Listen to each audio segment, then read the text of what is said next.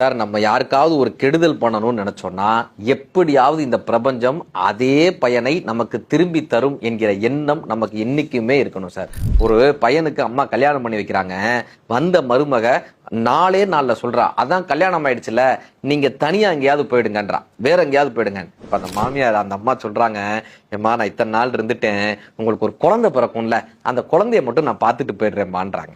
இப்ப அந்த குழந்தையும் பிறக்குது, குழந்தை பிறந்துட்டான், பேரன் பிறந்துட்டான், அவன் என் வாயால என்ன பாட்டின்னு கூப்பிடுறத மட்டும் நான் கேட்டுட்டு போறேன்மான்.